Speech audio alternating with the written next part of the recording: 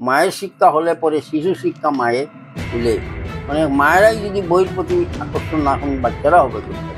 মায়েরা যদি মোবাইল হাত থেকে না নেন বাচ্চারাও তো মোবাইল ধরবেই। এই দিকে দৃষ্টি রাখতে লাগবে। ধর্ম যদি charity begins at home, charity begins at home. ঘরে যদি আমরা চর্চা করি বাচ্চারা শিখতে বাধ্য হবে। ঘরের চর্চাটা কমে গেছে, কারণ বিশেষ করে রাস্তাঘাটে গেলে আমি একদম স্পষ্টবাদী মানুষ, স্পষ্টই করি, এই যে সিন্ডিকেট আর 2 নম্বরই ব্যবসা করিয়া কিছু খাসা পয়সা অনেকের হয়। অশিক্ষিত মানুষের 2 নম্বরই করিয়া যদি টাকা পয়সা রুটি করে তখন সমাজে অরাজকতা আসে।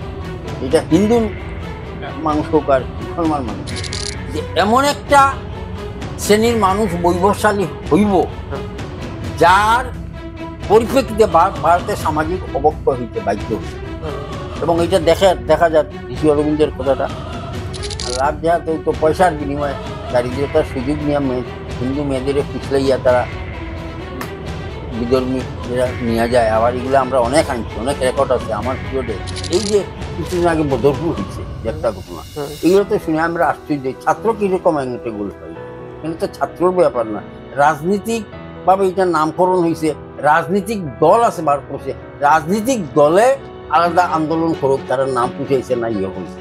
ছাত্রে জড়িত করিয়া এই জেলে ফাটাইয়া এই অঘটন করে, এইটা তো ঠিক হয়েছে না, এটা পড়াশোনা ব্যাঘাত হইব না। এই জিনিসটা শিক্ষক হিসাবে আমার ভালো লাগে।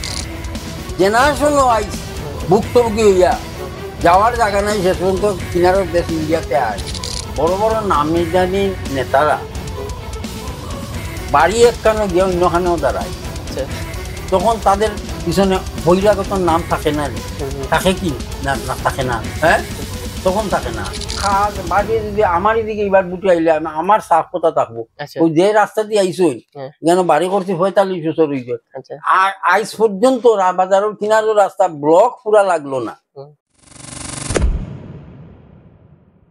নমস্কার, বাতায়ন ডিজিটালে স্বাগত জানাই। আমি পৃথ্বীরাজ চক্রবর্তী। আজকের আমাদের এই বিশেষ সাক্ষাৎকার পর্বে যিনি রয়েছেন একজন অবসরপ্রাপ্ত বিষয় শিক্ষক এবং পশ্চিম কাছাড় জেলার প্রাক্তন সভাপতি বিশ্ব হিন্দু পরিষদ এবং বিশ্ব হিন্দু পরিষদের নানা গুরুদায়িত্বে থাকা, তিনি হচ্ছেন সবার সুপরিচিত পরেশচন্দ্র পাল মহাশয়। ইতিমধ্যে আমাদের সঙ্গে রয়েছেন এবং ওনাকে আমাদের এই অনুষ্ঠান পর্বে জানাই স্বাগত। নমস্কার স্যার, আপনাকে স্বাগত জানাই।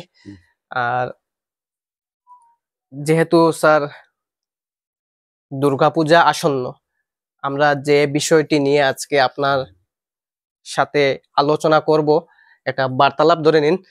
তো সেই বার্তালাপে আমরা স্যার, যেহেতু আপনি বিশ্ব হিন্দু পরিষদের নানা গুরুদায়িত্বে বিগত দিনে ছিলেন এবং সেই সুবাদে আপনার সম্মুখীন হয়েছি আমরা, যেহেতু স্যার আমরা আজ কথা বলবো বাঙালির কিছু কৃষ্টি সংস্কৃতি নিয়ে। স্যার, দুর্গাপূজা আসন্ন এবং সেই দুর্গা উৎসবে প্রায় সময় দেখা যায় যেগুলো গান বাজে, গান বাজনার দিক দিয়ে যদি আমরা বলি তো একটা প্রথা, মানে প্রবণতা খুব বেশি ডিজে গান, সেটা হয়তো আপনিও জানেন, অবগত আছেন, খুব বেশ প্রবণতা ডিজে গান। এবং বাঙালির কৃষ্টি সংস্কৃতি বর্তমানে যে কোন পর্যায়ে রয়েছে সেই বিষয়ে যদি স্যার বলেন, আপনি কতটুকু কি পর্যবেক্ষণ করছেন আপনার হিসাবে, বা এই যে ডিজে গান বাজানো হয় এটা আজকের দিনে কতটুকু কি, যদি আমরা বাঙালির কৃষ্টি সংস্কৃতির দিক দিয়ে যদি তাকাই তো এটা কতটুকু গ্রহণযোগ্য হবে না হবে আপনার হিসাবে? স্যার,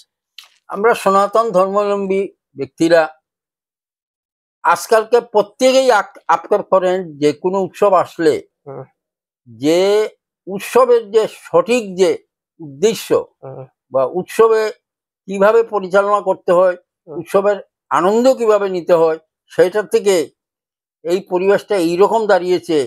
আমি প্রবীণ ব্যক্তি হিসেবে আমার উপলব্ধি এটা, বা আমরা যারা বয়স্ক আছি সেটা খুবই উপলব্ধির ব্যাপার, যে আমরা হিন্দু ধর্মের যেগুলো উৎসব আছে সেই উৎসব কতিপয় খুব কম প্যান্ডেলে, যে সব অনেক প্যান্ডেলে পূজা হয়, গ্রামাঞ্চলে পূজা হয়, সাত্বিকতার ভাবটা খুব কম প্যান্ডেলে পরিলক্ষিত হয়।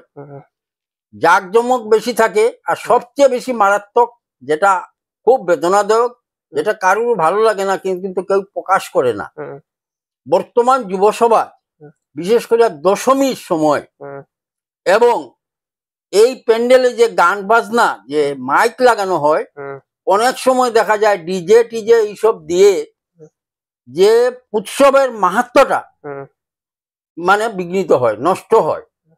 মূল উদ্দেশ্য যে উৎসব মা দুর্গাকে আমরা আমন্ত্রণ করছি, আনন্দ করব, ফুর্তি করব, পূজার থেকে আমরা অনেক দূরে সরে যাই, আনন্দ ফুর্তির দিকে বেশি, হুম, সাত্বিকতার ভাবে থাকে না বেশিরভাগ প্যান্ডেলে। হুম, তাই আমি এই যে প্রাক্তন বিশ্ব হিন্দু পরিষদ তথা বিভিন্ন সংগঠনের সঙ্গে আমি যুক্ত আছি, হুম, হিন্দু সংস্কৃতিটা আমরা সব সময় হিন্দু সংস্কৃতি কিভাবে রক্ষাবেক্ষণ করা যায়, হিন্দু সংস্কৃতির যে পূজা পার্বণের নিয়ম নীতি কি, হুম, সেইগুলা সব সময় আমরা বলে থাকি। কিন্তু অনেক চেষ্টার পরেও সেইটা দেখা যায় দিনকে দিন এই অপসংস্কৃতিটা বৃদ্ধি পাচ্ছে। এগুলো অত্যন্ত দুঃখের বিষয়। হুম, যদিও আমাদের হিন্দু ধর্মে হুম, কোনো অনুশাসন নাই, হুম, যার পরিপ্রেক্ষিতে এইসব বা বাড়িতে বাড়িতে বাড়িতে যেগুলা ধর্মীয় ব্যাপার শেখানো উচিত হুম, সেগুলো শেখানো হচ্ছে না। হুম, এটা অত্যন্ত পরিতাপের বিষয়। হুম, আগামী প্রজন্ম এটার জন্য অনেক ক্ষতি হবে। তাই এখন থেকে আমাদের সাবধান হতে হবে। আমরা যারা সনাতন ধর্মাবলম্বী লোক আছি, অন্য ধর্মের থেকেও বিশেষ করে ইসলাম ধর্ম থেকে আমাদের শিক্ষণীয় অনেক ব্যাপার আছে। হুম, হ্যাঁ, যদিও ধর্মের ব্যাপারে আমাদের অনুশাসন নাই, কিন্তু আমাদের প্রত্যেকের ঘরে ধর্মগ্রন্থ নিয়ে সেগুলা বাচ্চাদের শেখাতে হবে। হুম, এবং পূজা পার্বণ অনুষ্ঠান আদি আসলে হুম, শুধু যে দুর্গা পূজা সেটা নয়, আমি দেখেছি অত্যন্ত পরিতাপের বিষয়, এই যে রথযাত্রা হয় বা যে হনুমান জয়ন্তী, এই ডিজে সিস্টেমের যেমন একটা আরম্ভ হয়েছে, যেগুলা মাটি কাঁপানো হয়, হার্টের পেশেন্ট অনেক সময় হার্ট অ্যাটাক হয়েছে। এগুলা কি সংস্কৃতি? কয়েক বছর আগে তো এরকম ছিল না। হুম, এই ডিজে সিস্টেমে এটা প্রসেশন করতে হইলে, যে প্রসেশন করতে হইলে প্রসেশনের মতো সাত্বিকতার ভাব যেখানে যদি না থাকে, কিন্তু সেই প্রসেশন কোনো অর্থ থাকে। এই যে বিজয়া দশমী আসছে, আমরা তো শঙ্কিত। হুম, হ্যাঁ, গত বছরও দেখেছি এই অপসংস্কৃতি, হুম, এই বছর আরো বেশি হবে মনে হয়। হুম, এই কালাইন বাজারে হুম, আমি উপলব্ধি করেছি, আমি বেশি দূর না গেলেও কালাইন বাজারের পাশে দুই একটা প্যান্ডেল ছাড়া বাকি প্যান্ডেলে হিন্দি গান, লারেপ্পা গান এগুলা বাজিয়ে পূজার আমেজটাই নষ্ট করা হয়। হুম, কিন্তু কত ভালো ভালো ভক্তিমূলক গান বাজানো হয়। এখন দেখা যায় টাউনে এইগুলা বরঞ্চ খুব সাত্বিকতা, প্রায় প্যান্ডেলও থাকে, কম্পিটিশন থাকে। হুম, এই গ্রামাঞ্চলে এগুলা বেশি বেশি মানে অপসংস্কৃতিটা বেশি আসছে আমি দেখি। গ্রামে কিন্তু এখন আগে ছিল না, আগে সাত্বিকতার বা বেশি ছিল। তাই প্রত্যেকের কাছে আমি অনুরোধ করব, ভক্তবৃন্দর কাছে, যারা যেখানেই যেখানে দুর্গাপূজা হোক, হুম, আপনারা মায়ের পূজার দিকে লক্ষ্য করবেন, সাত্বিকতা রেখে পূজা হবে। হুম, আর এই আজে বাজে গান, ডিজে পিজে এই সিস্টেমে অপচয় না করে হুম, এই এই টাকাটা অন্যদিকে খরচ করবেন, গরিব দুঃখীর সেবায় কাজে লাগাবেন, বা মানুষকে প্রসাদ প্রসাদ যাতে ভালো করে খায়, এইভাবে লাগাইলে পূজার সার্থকতা আসবে। হ্যাঁ, মাও সন্তুষ্ট হবেন। এই ডিজে পিজে লাগাইলে মা সন্তুষ্ট হবেন না, মানুষের মানসিক প্রশান্তি অশান্তি হবে। এগুলা কেউ কিন্তু অন্তর দিয়ে ভালো পায় না, কিন্তু কেউ কিছু বলে না।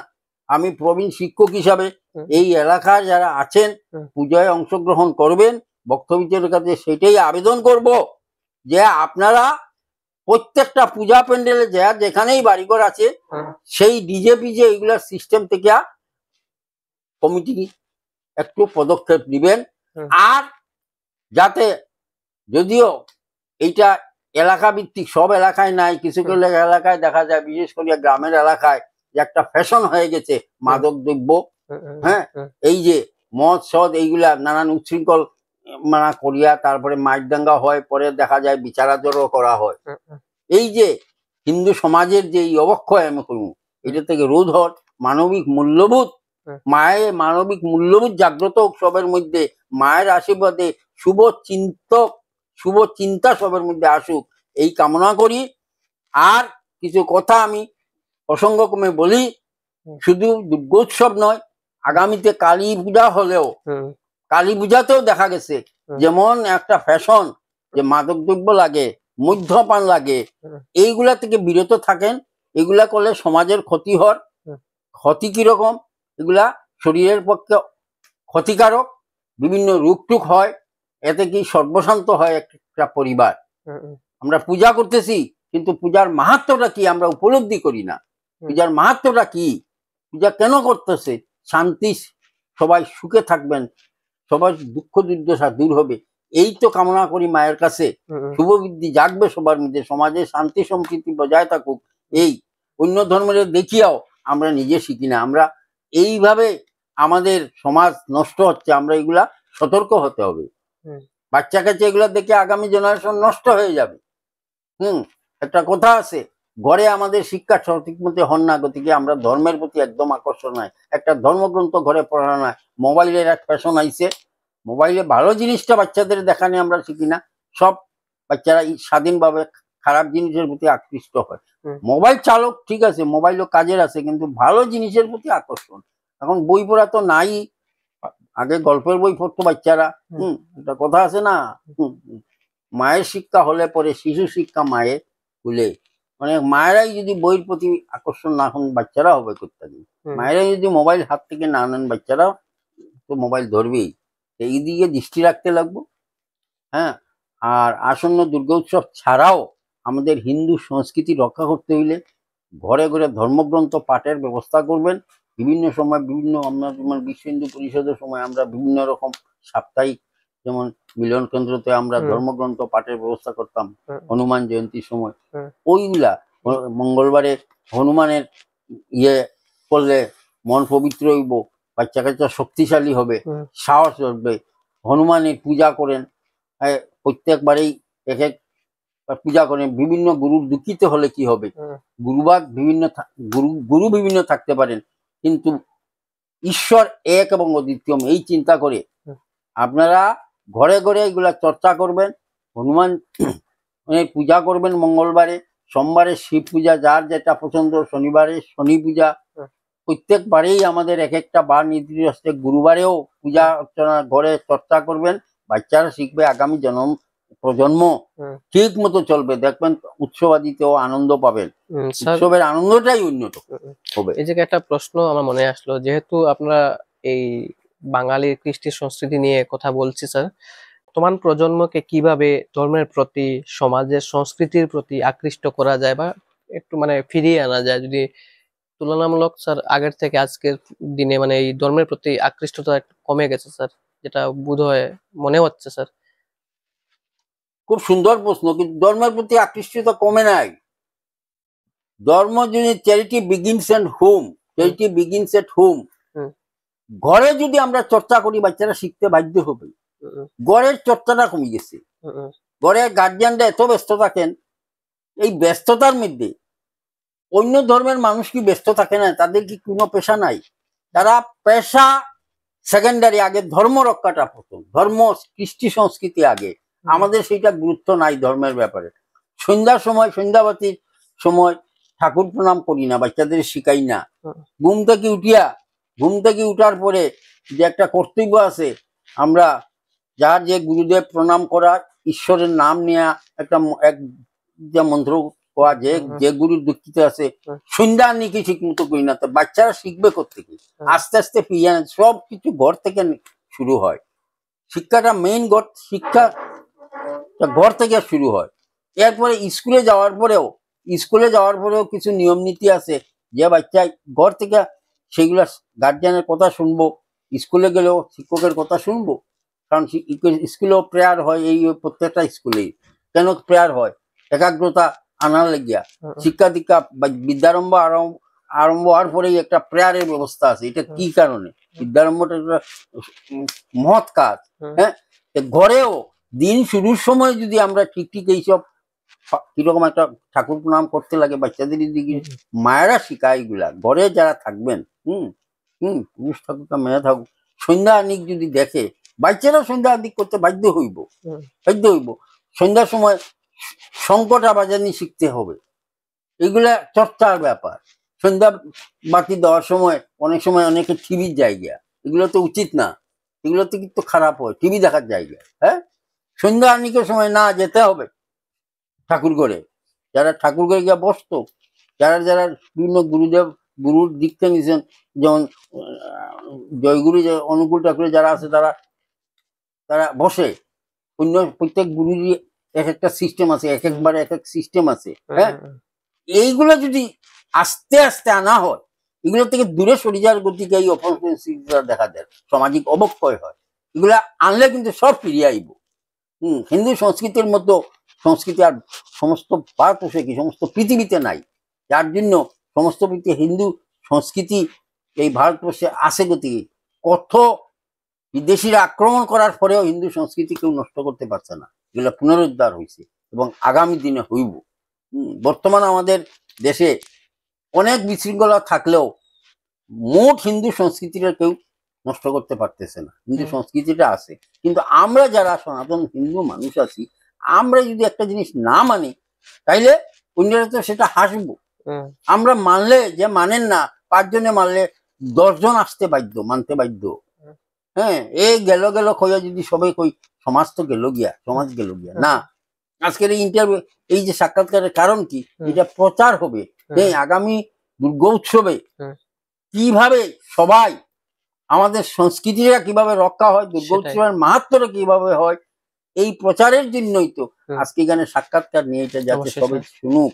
আমার দুই সেই কথা শোনার লাগিয়া আপনারা এখানে আইছেন, সাক্ষাৎকার নিতেছেন। হ্যাঁ, এগুলা তো শুনতে হবে। হ্যাঁ, তাইলে একে শুনলে আরেকজনে বলবো না, এবার দুর্গোৎসবে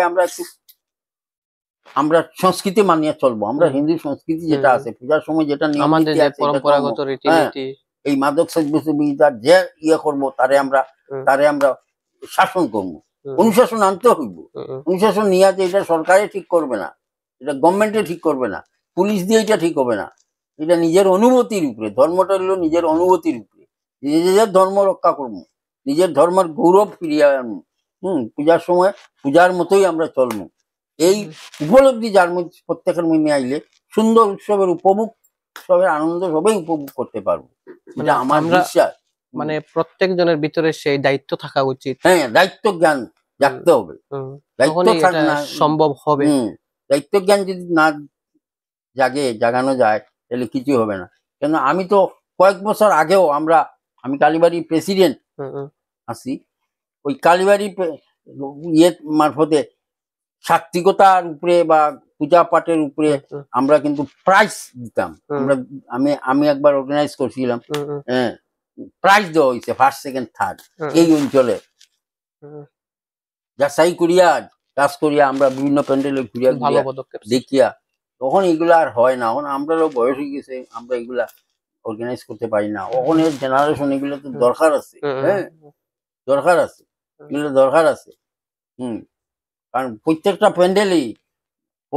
প্যান্ডেলেই যদি খালি একটু প্রপার গাইড দেওয়া হয়, কমিটিরে একটু সজাগ করিয়া দেওয়া হয়, প্রত্যেকটা প্যান্ডেলই সুন্দরভাবে একদম সাত্বিকতা বজায় রাখিয়া বা পূজার নিয়ম নীতি যেটা থাকবো, এই অপসংস্কৃতি বা অবক্ষয় কিছু চোখে পড়বে না, আমি আশা রাখি। হ্যাঁ, ভিতরে জায়গা আছে, মানুষ এগুলা রেজাল্ট দেখা দিতে পারতেছে না। কারণ যারা 2-1 জন খারাপ থাকে সমাজে, সব মানুষ তো আর ভালো না, কিন্তু ভালো মানুষের চাপে খারাপটাও ভালো হইতে বাধ্য হবে। ঠিক আছে স্যার, আমরা পরবর্তী প্রসঙ্গে যাচ্ছি, যেটা হচ্ছে স্যার 2012 ইংরেজিতে আপনি অবসর প্রাপ্ত হন, অবসর গ্রহণ করেন এবং দীর্ঘ কয়েক কাল যাবত আপনি বিশ্ব হিন্দু পরিষদের সাথে ছিলেন, নানা সময় নানা গুরু দায়িত্বে স্যার। এবং অতীতে স্যার কালাইনের বিভিন্ন সময় দেখা গিয়েছিল কিছু সাম্প্রদায়িক দাঙ্গা স্যার। এখানে স্যার আপনার ভূমিকা কখন কি ছিল বা কিভাবে?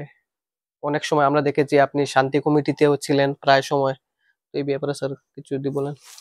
এখানে এমন দাঙ্গা হয় নাই, একবার বেশিরভাগ হয়েছিল রাম মন্দির ইস্যুর সময়, জগন্ময় ভট্টাচার্য যখন মারা গেছিলেন, এই যে অঘটন মানে হত্যা করা হয়েছিল, এরপর একটা দাঙ্গা হয় নাই, মোটামুটি একটা দাঙ্গার ভাব হয়েছিল।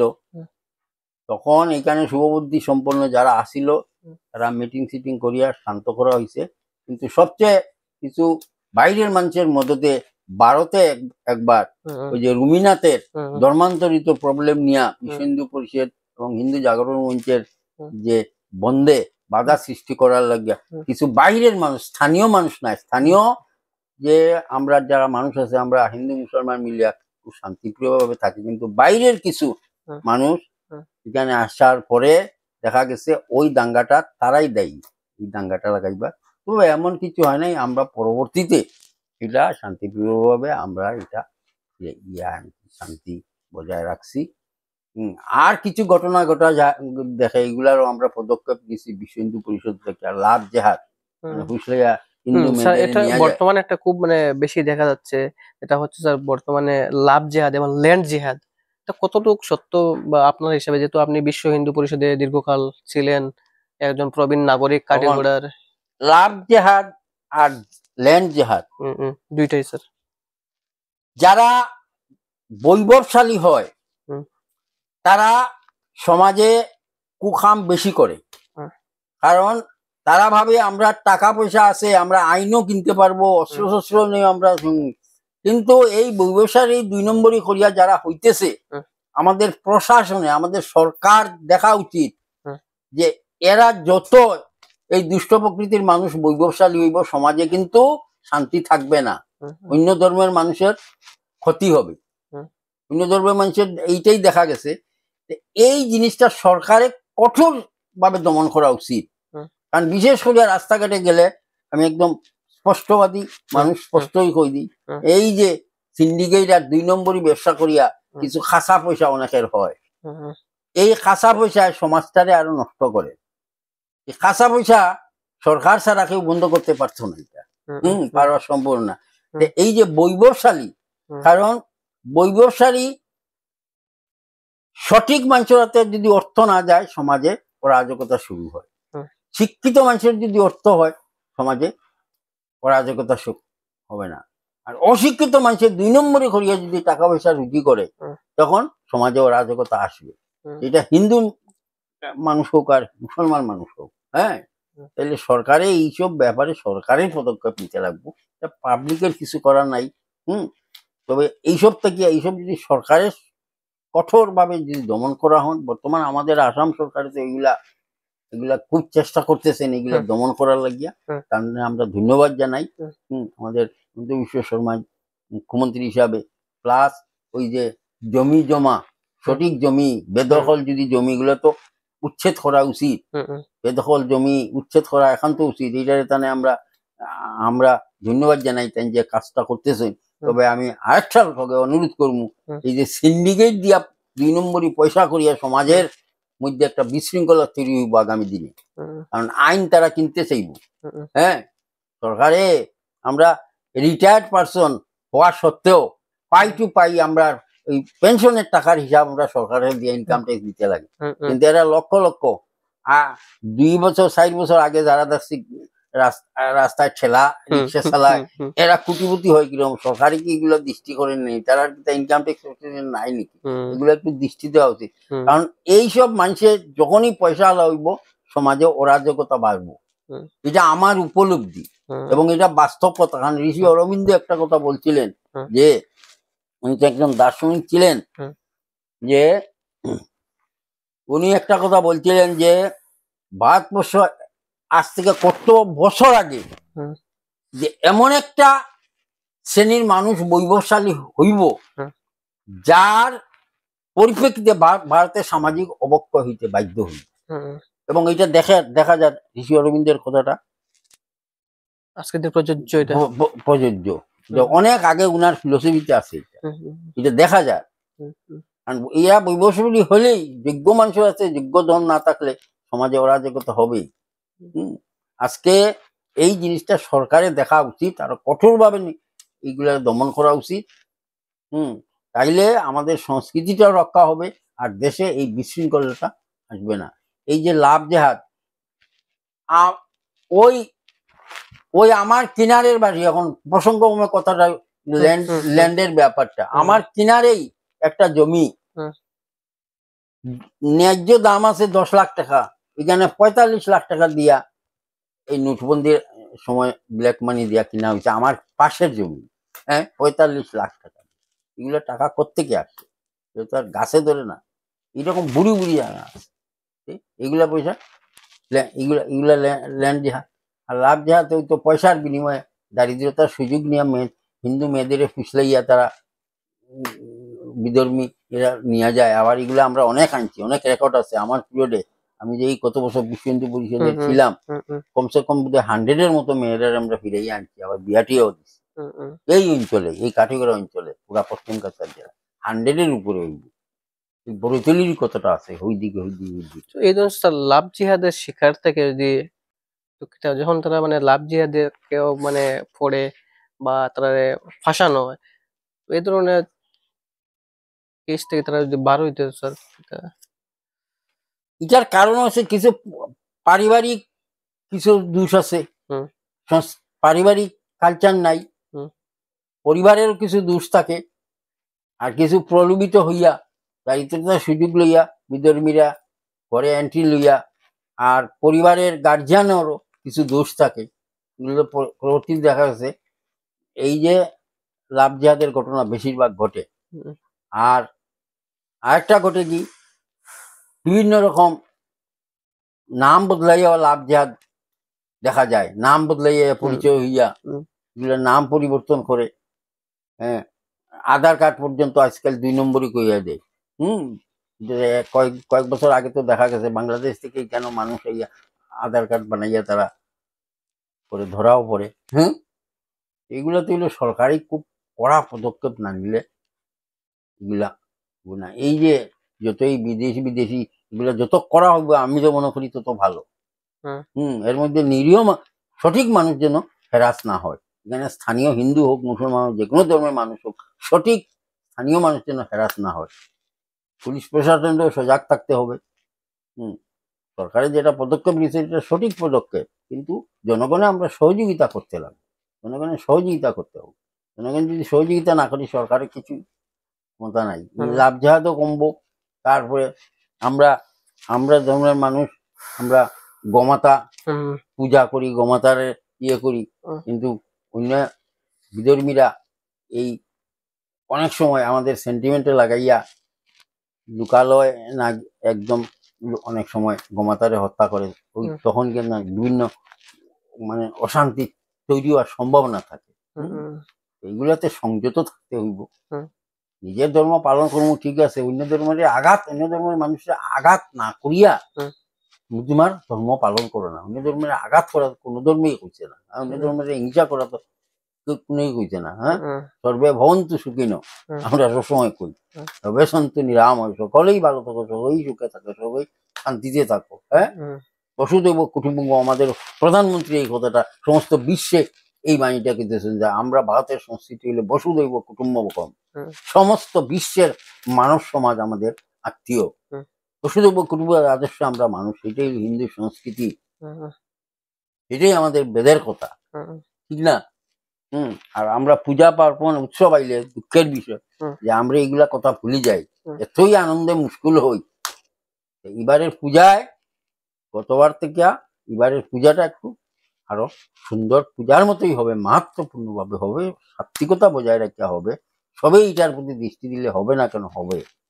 সবাই সজাগ থাকুন, আগামী শান্তিতে পূজাটা কাটুক। এরপরে দুর্গোৎসবের পরে কালী পূজা আছে। এই উৎসবগুলা সবাই মিলিত উৎসব, সকলের থাকে, সকলেই আনন্দ করার ইয়ে আছে।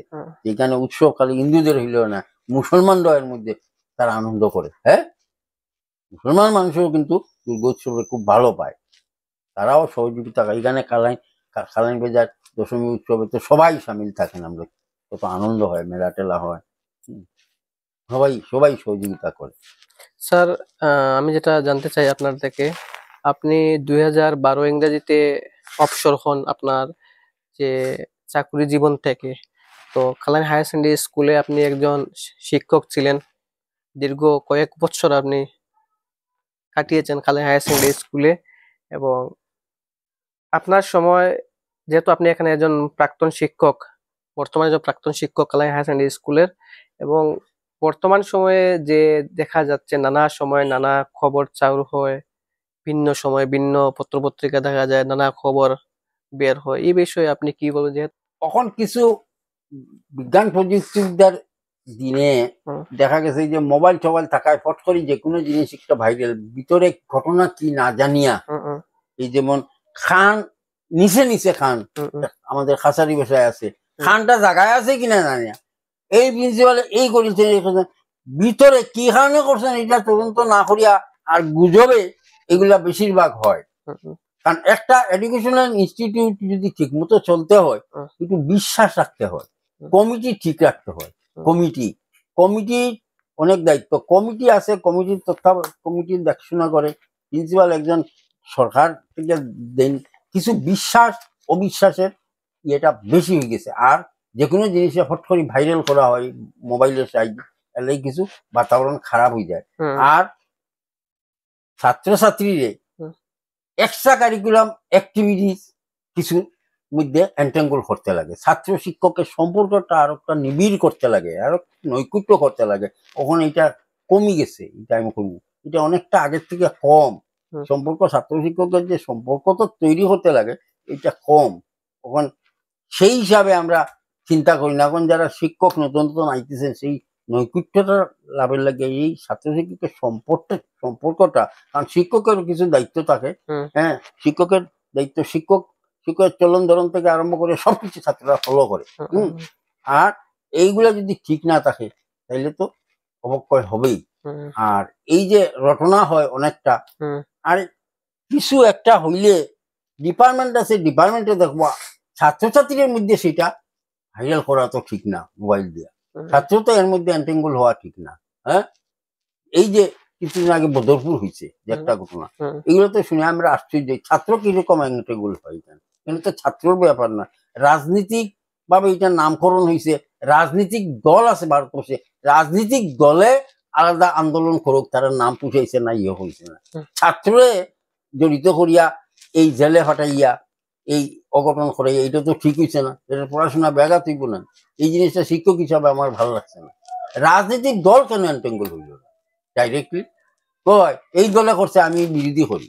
দল আছে না আমাদের বস্তু গণতন্ত্র এই দেশে, বিভিন্ন দল আছে না, বিরোধী আছে, তারা ছাত্ররা কেন এন্টেঙ্গল? স্যার এই জায়গায় একটা প্রশ্ন, যেটা হচ্ছে একটি, আপনি যেহেতু একজন শিক্ষক ছিলেন, বিষয় শিক্ষক ছিলেন, সেই হিসাবে মানে আপনাকে আমি জিজ্ঞেস করছি, যেটা হচ্ছে একটি কলেজে প্রিন্সিপাল থাকা সত্ত্বে কলেজের ছাত্ররা বাইরে রাস্তায় গিয়ে অবরোধে আন্দোলনে লাগলো, এখানে একজন প্রিন্সিপালের দায়িত্বভার কতটুকু কি আপনার মনে হয় বা ছিল সেই সময়, ওনার ভূমিকা নিয়ে আপনি কি বলবেন? প্রিন্সিপালের দায়িত্ব যদি সঠিকভাবে থাকতো তো এরকম বিশৃঙ্খলা হতো না। হুম, আর যেখানে ডিসি আইয়া সব কি দেখছেন, মানে কিরকম করছে কি না, হুম, এটা ইনভেস্টিগেশন, এটা যদি তদন্ত কমিটি বই সবই বাইরে হইবে। হুম, হুম, হুম, হুম। হুম, হুম, এটা আমি আপনার কমেন্ট করা ঠিক হইতো না, কারণ এখানে ডিসি অনুপস্থিত উপস্থিত থাকছেন। হুম, এইখানে এডুকেশন ডিপার্টমেন্টের লোক ছিলেন, হুম, একজন প্রিন্সিপালের দায় দায়িত্ব কি, এখানে প্রিন্সিপালের দায় দায়িত্ব যথাযথ করছেন কিনা, হ্যাঁ, এইটা তদন্ত কমিটি বসলেই বাইরে হইবে। আমরা কমেন্ট করা ঠিক হইতো না। তো আমার ওটা খারাপ লাগছে যে ছাত্রছাত্রীরা পড়া নষ্ট করিয়া তাদের এন্টিগুল হওয়াটা ঠিক। হ্যাঁ, রাজনৈতিক দল আছে, ঝগড়া করুক, যত খুশি করুক, যার দিন রাজনৈতিক মতাদর্শ বিভিন্ন আছে, তারা সংগ্রাম করুক না, এই নাম আমাদের ভালো লাগে না, এই নাম লাগে, এই নাম লাগে, হুম। এইটা অন্য জিনিস। মানে আপনার হিসাবে রাজনৈতিক সংঘাতের মধ্যে, এটা একটা রাজনৈতিক সংঘাত ধরে নিন, আহ, এই জায়গায় ছাত্রদের প্রবেশটা মানে মানানসই নয়। না। ঠিক আছে স্যার, শেষমেশ আমরা আর হুম, সময় নিচ্ছি না আপনার কাছ থেকে, যেটা আমরা শেষমেশ জানতে চাই, বর্তমান সরকার হিন্দু বাংলাদেশিদের নাগরিকত্ব প্রদানের দিকে এগোচ্ছে স্যার, হুম। এবং এখানে উল্লেখযোগ্য যে নানা দল স্যার এখানে বিপত্তি করছে দেখা যাচ্ছে নানা সময়, এই সুবাদে কি বলবেন স্যার? একদম প্রবীণ নাগরিক হোক, আগে পূর্বে আপনি বিশ্ব হিন্দু ধর্ম পরিষদ। নিরপেক্ষ দেশে, হুম, আর আমাদের দেশে গণতন্ত্র যেহেতু, হুম, হুম, দল তো থাকবে, হুম, আর দলের বিভিন্ন মতাদর্শ থাকবে। হুম, হ্যাঁ, হুম, কিন্তু কিছু কিছু দলের, হুম, যে বাংলাদেশে একটা ধর্মের মানুষ মানে হিন্দু ধর্মের মানুষে এই এই কয়েক বছর আগে, এত কয়েক বছর না কয়েক মাস আগে, হুম, হুম, যে যেরকম যন্ত্রণা, এর আগের ইতিহাস ভালো করে যদি পড়া যায়, হুম, যে কয়েক বছর পরে কয়েক মানে জেনারেশন ওয়াইজ ভুক্তভোগী হইয়া হুম। যাওয়ার জায়গা নাই, শেষ পর্যন্ত কিনারের দেশ ইন্ডিয়াতে আয়। হুম। আর ইন্ডিয়া সরকারে যদি এই নাগরিকত্ব বিলের বিভিন্ন পদ্ধতিতে তারা একটু আশ্রয় দেয়, এটা কি এটা তো আর দূষণীয় নয়, হ্যাঁ? এটা তো যাইব কই তারা, হ্যাঁ? খাইলে তখন তো আমাদের ভারতবর্ষের বিভিন্ন রাজনৈতিক দলে এত উৎপীড়িত নিপীড়িত হওয়ার, এত নির্যাতিত হওয়ার, এই যে হ্যাঁ একটা কথা উচ্চারণ করে না। আর এখানে নাগরিকত্ব বিল একটা করিয়া এরা আশ্রয় দিলে তখন হাল্লা করে, এটাই আশ্চর্য লাগে। এই মানুষটা যাইব কে, মানবতাবোধ নাই তাদের মধ্যে। হ্যাঁ, রাজনীতি সবকিছু নিয়ে করলে তো হয় না। হ্যাঁ, রাজনীতি করতে লাগে, রাজনীতি হবে রাজনীতি। এই মানুষগুলা আজকে 50 ইংরেজি দাঙ্গার পরে, 50 দেশ বিভাজনের পরে, 50-এ যে দেশ ইয়ে হইলো, বিভাজনের পরে যে মানুষগুলা আইলো, এরপরে থেকে আইতেই আছে কি কারণে? এই আমরা তো 50 ইংরেজি থেকে বাংলাদেশ থেকে আইছি, যদিও আমার কেন জন্ম, কিন্তু আমার পূর্বপুরুষ যে কি কারণে আইছে, যেহেতু আমরা রক্তে এখনো আছে, জেনারেশন যে রক্তে থাকবো। এবং কি একদিকে বাড়ির জলের সুইচি আর একদিকে বাইরে আইছে সবকিছু ফেলে, এরকম তো অহরহ। এইগুলো দেখেও তারার বিভিন্ন রাজনৈতিক দলের তারার কিতা চেতনা জাগে না, যে আমাদের এই সরকারে যদি এরার একটু আশ্রয় দেওয়া দেয়, এটা কিটা খারাপ কাজ করছে না ভালো কাজ করছে, তারা সাপোর্ট করা উচিত ছিল। হ্যাঁ, এখানে আশ্রয় না দিলে তারা যাইব কই? তারা যাইব হইতে দেশ বিভাগ, তখন ওই রাজনৈতিক দলগুলো কোথায় ছিল? দেশ বিভাজন কেন হইল? ধর্মের ভিত্তিতে দেশ বিভাজন হলে এই মানুষগুলো যাইব কই? এগুলো পড়লে অনেক ইতিহাস আছে, বর্তমান জেনারেশন এই ইতিহাসটাই জানে না। ইতিহাস পড়ার দরকার, এখন তো ইতিহাস নাই। ইতিহাস পড়লে বুঝবো যে কি কারণে এই বর্তমান সরকারে এরারে এইখানে নাগরিকত্ব বিল করে এখানে আশ্রয় দিতেছে। আফগানিস্তান, পাকিস্তান, বাংলাদেশ, মানে আগের পূর্ব পাকিস্তান, এই কয়েকটা দেশের মানুষের এইখানে হিন্দু, বুদ্ধ, খ্রিস্টান, জৈন স্থান দেওয়ার কেন সিদ্ধান্ত নিতেছে? এটার মধ্যে রাজনীতি করিয়া তো লাভ নাই। এগুলার মূল ইতিহাসটা তারা পড়ুক না, ইতিহাসটা সম্বন্ধে তারা উপলব্ধি হোক। সবকিছু তো রাজনীতি করিয়া আর আমরা বুস্ট ব্যাংক চিন্তা করিয়া তো লাভ নাই। হ্যাঁ, মানবতা একটা জিনিস আছে না সংসারও। এই যে মানুষটা, এই যে জেনারেশন তারা ক্ষতিগ্রস্ত হইয়া এখানে একটু আশ্রয় নিছে আইয়া, এটা কি অন্যায়ের কিছুই? এটা তো অন্যায় নাই, একটা জেনারেশন খোয়াইছে তারা। আজকে 50-এর পর থেকে যখনই লুকাইছে, তারা একদম দরিদ্র হইয়া, মানে ভিক্ষুক হইয়া এখানে আইছে, সবকিছু ফেলাই আবার সংগ্রাম করি এখানে উঠতেছে, ইয়ে করতেছে। হ্যাঁ, এখনো যে ঘটতেছে গতিকে, আর এখানে যদি না ঘটতো তাইলে এই না ঘটার লাগিয়ে তার ব্যবস্থা নেও। মানুষের তোমরা সেফটি দিতে পারবা? মানুষের তো যেখানে শান্তি পাইব, মানুষের দন দৌলত লাগে না, ইজ্জত লাগে, ধর্ম লাগে, ধর্মটা কিরকম বজায় থাকো, এই জন্যই তো আসে। হ্যাঁ, 50-এ যে আমরা আইসি, আমরা খালি আমরা আইসি কে লাগে, আমরা আমার যে পূর্বপুরুষটা 50-এ দাঙ্গার সময় এখানে আইসেন কি কারণে? ধর্মটা রক্ষা হওয়ার লাগে, মা বোনের ইজ্জত রক্ষা হওয়ার লাগে। হ্যাঁ, ভারতবর্ষে কি আশ্রয় নেই, তবু ধর্মটা রক্ষা হোক। যদি দিন আনি দিন খাই, ভিক্ষুক হিসাবে থাকি, তাহলে সংগ্রাম করিয়া। ঠিক আছে স্যার, যেহেতু স্যার আমরা আর সময় নেব না, শেষ যেটা আপনার কাছ থেকে জানার থাকবে, যেহেতু আপনি একজন কাটিগড়ার বিশেষত কালাইন অঞ্চলের একজন প্রবীণ নাগরিক, তো এই সুবাদে আপনার কাছ থেকে জানতে চাই, যেহেতু 2026-এর বিধানসভা নির্বাচন আসন্ন এবং কাটিগড়ায় খুব বেশ দৌড়ঝাঁপ দেখা যাচ্ছে স্যার, তো এখানে একটা মানে খবর, মানে একটা গণদাবি, গণ আওয়াজ উঠছে যে বহিরাগত এবং স্থানীয়। তো এই সুবাদে স্যার আপনার কি দাবি, বা একজন প্রবীণ নাগরিক হিসাবে, একজন কাটিগড়ার স্থায়ী নাগরিক, প্রবীণ নাগরিক হিসাবে আপনার কি দাবি, বা আপনি কি দেখছেন বা চাইছেন? এটা বড় রাজনীতি, এটা বড় কঠিন প্রশ্ন। যদিও তবু আমি এই ব্যাপারে একটা কথা বলি, একটাই, মানে আপনি একটা উত্তরটা এটাই, ভারতবর্ষে দেখা যায় বড় বড় নামি জানি নেতারা বাড়ি একখানে গিয়ে অন্যখানেও দাঁড়ায়। আচ্ছা, তখন তাদের পিছনে বহিরাগত নাম থাকে না, থাকে কি না? না থাকে না। হ্যাঁ, তখন থাকে না। যোগ্যতায় সবকিছু নির্ভর হয়। এগুলো হলো পার্টির ব্যাপার। যোগ্যতা দেখিয়া দেখবো যে সে আমার এরিয়ার কাজ করতে পারবো, এখানে যোগ্য মানুষ থাকলে এখানে দিব, হুম।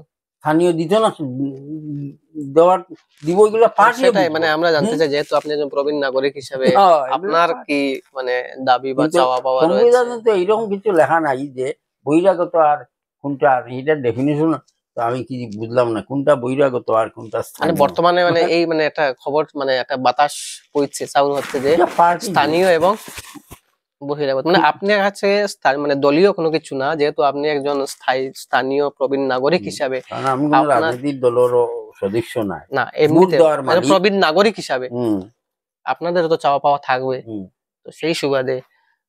এটা পার্টি তার বিবেচনা করবো। আচ্ছা আচ্ছা মানুষের খাজ হয় আচ্ছা যেরকম, আচ্ছা যেমন যেমন ও খাজ বাড়ি যদি আমার এদিকে এবার বুটে আইলে আমি আমার সাফ কথা থাকবো। আচ্ছা ওই যে রাস্তা দিয়ে আইসই হ্যাঁ। যেন বাড়ি করছি 45 বছর হইছে, আচ্ছা আর আইস পর্যন্ত বাজারের কিনারও রাস্তা ব্লক পুরা লাগলো না।